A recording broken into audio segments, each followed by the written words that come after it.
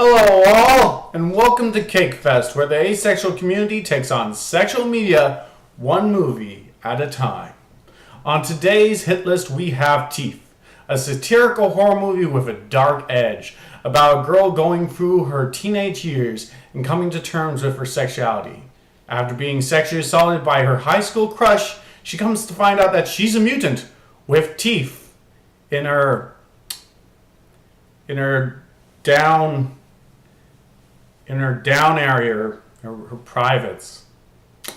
Yeah, it's that kind of movie.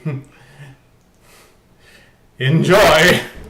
Yep, horror is by far my fave genre, often due to its dark humor, controversial subject matter, and love for practical effects. This film specifically rests snugly in the subgenre of horror, the disturbing or shocking film, a movie where fans of this kind of flick literally dare each other to see it and is meant to really shock the viewer and take things a lot farther than a film should really take things. That being said, even though this is way more disturbing than a haunted house film, it's actually really tame when you compare it to other disturbing horror films. This is the same genre that brought us Men Behind the Sun, Last House on the Left, and Itchy the Killer. And trust me, this film is lighthearted when compared to that stuff. If you aren't into disturbing films, this flick is likely too much for you. If you are into them, chances are you've already seen way worse. It's almost oddly like a disturbing film for beginners, what to get started on if you want to first get into this kind of film.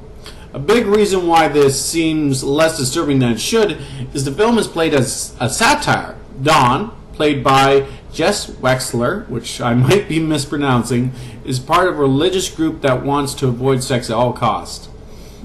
The group is made out to be like a cult in the film, and all their actions are pretty exaggerated. From only ever wanting to see kids' films in order to not see the sex scenes that might be in a flick, and also to avoiding specific areas where they think teenagers might be making out. On the other side of the coin, the rest of the kids in her school are sex obsessed to the point where several of them are pretty much rapist criminals. Dawn, after finding out about her mutation, is put into the middle ground between these two groups and has to pick the right side. But there isn't one. They're both total extremists. The film is pretty much saying, if you view sex too negatively or if you are too gung-ho about it, it's going to cause problems. It's saying extremist views can only destroy, and with something as personal as sex, we should really just let everyone do their own thing and not force our own viewpoint of sex on others. I agree mostly with that. I do think a main problem with the world that right now is that people do tend to press their own sexual views on others. You got people being against gays, against having multiple partners, against not having any sex, talk about stuff that's not worth getting upset over. Also trying to convince people to not have sex by turning it into some kind of boogeyman just doesn't work. It really just makes people that are interested in sex try to cover it up or not do it properly or feel ashamed about the action. So it just hurts everybody. Saying all this, though, there are a few problems with the film. Pretty much every guy character in the flick is a rapist in some way. Let's point out a few facts here. There are countless guys that catcall, countless guys that think they can hit on whoever they want, and that they are owed sex because they are men. I bumped into a lot of these dicks, and oh boy, are there a lot of them. But I think one of the things that causes so much of these dicks to exist is the mentality that's on display in this film. The whole boys will be boys, every guy is a sexual perv, all men just want one thing. When you have that kind of stereotype in the world, massive dicks, like the men that catcall and think they're owed sex, will take advantage of that stereotype. It's not that all guys are dicks, it's that we've made a stereotype that the dicks are exploiting to its fullest because they are dicks. That's what they do. Women are just as sexual as men. 50 Shades of Grey was crap. It was a horrible movie. But it brought in a lot of money. And why? Because women can be just as sexual as dudes. Erotic books for women are pretty popular.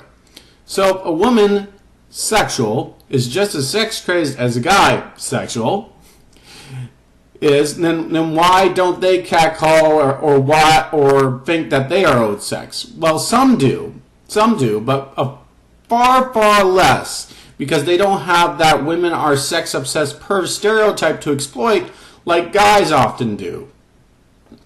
Said stereotype is on display in this film in full spades. It's like a bizarre self-fulfilling prophecy.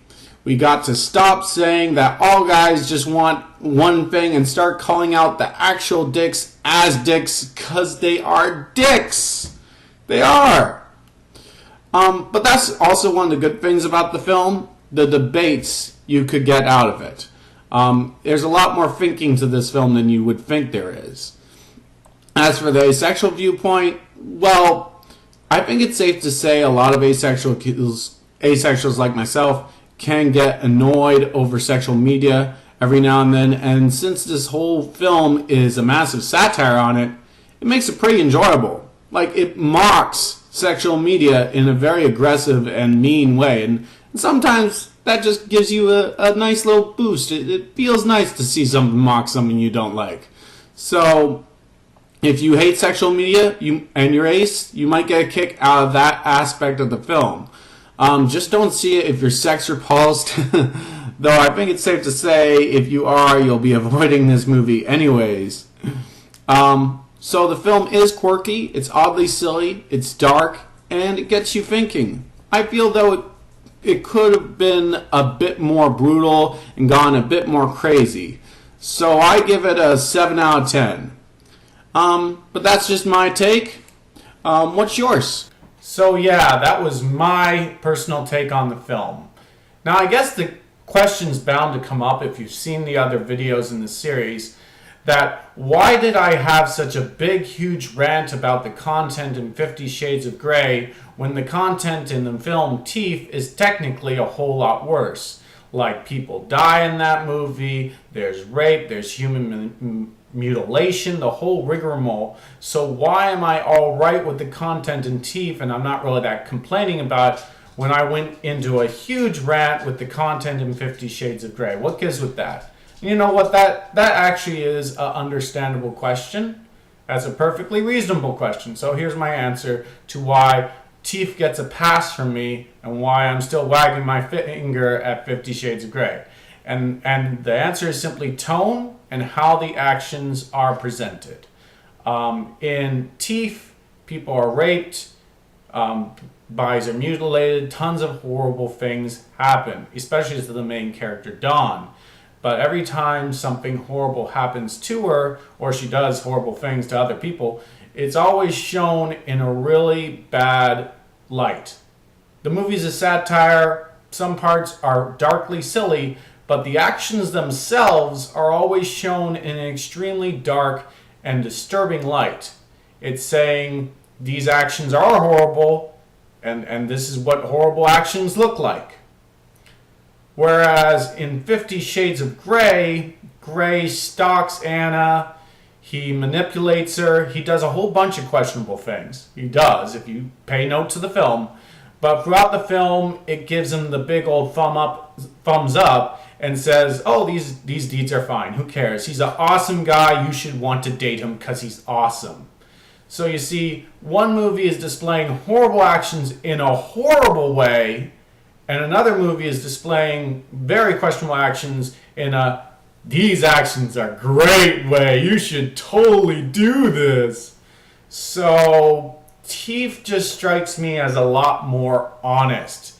It's not trying to sell you something bad and make it look like a good idea. It's saying these are horrible things and this is why it's horrible. So that to me is a lot more honest. And a movie that presents something really questionable, really horrible, really disturbing, but says it's okay and it's not questionable or horrible, actually makes it seem like a good idea, is always going to bother me and bug me a bit more than a movie that has really disturbing stuff in it, but openly says, yeah, this stuff is horrible.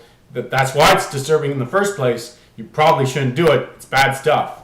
So Teeth, in my mind, even though it is disturbing, it's a lot more honest, and that's why I give it a pass.